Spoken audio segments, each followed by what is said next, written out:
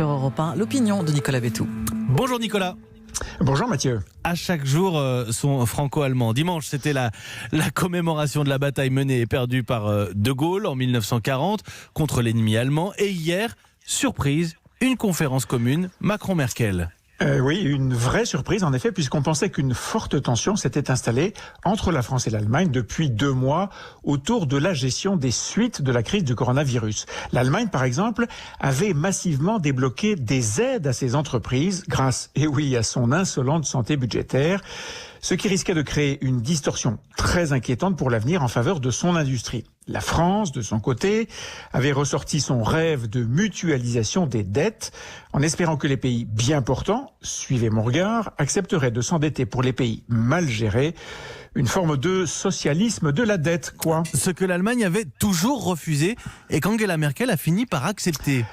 En fait, l'accord entre elle et Emmanuel Macron est un peu différent. Il porte non pas sur des dettes passées, celles qui ont été accumulées par des pays laxistes, là encore suivez mon regard, mais sur des dettes futures, celles qui vont pouvoir être constituées par l'Europe spécifiquement pour lutter contre les effets de cette crise du coronavirus dont personne, bon ou mauvais gestionnaire, n'est évidemment responsable. Voilà, pour la première fois de son histoire, l'Europe franchit ce pas symbolique, lever de l'argent au nom de tous pour aider quelques-uns. C'est vraiment un moment très important et aussi très symbolique. Et cette tension entre les deux pays disparue ?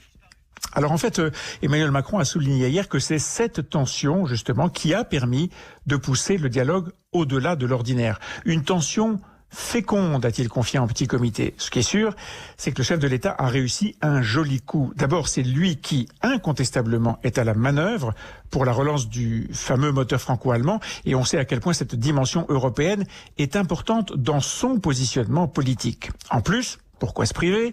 Il faisait remarquer hier que si Angela Merkel acceptait d'endosser ce projet d'endettement qu'elle avait toujours refusé jusque-là, si elle acceptait de le défendre auprès de son opinion publique réticente, c'était bien parce que la France avait retrouvé le chemin de la réforme, de la compétitivité, bref, qu'elle avait retrouvé une partie de sa crédibilité. Un argument à usage politique interne, je suppose.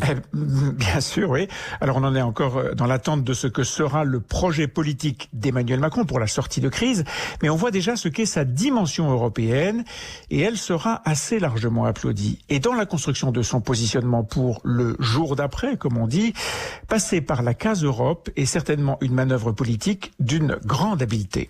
Merci Nicolas Bétou, directeur du journal L'Opinion, votre édito tous les matins dans la matinale d'Europe 1 juste avant 8h. Très bon réveil.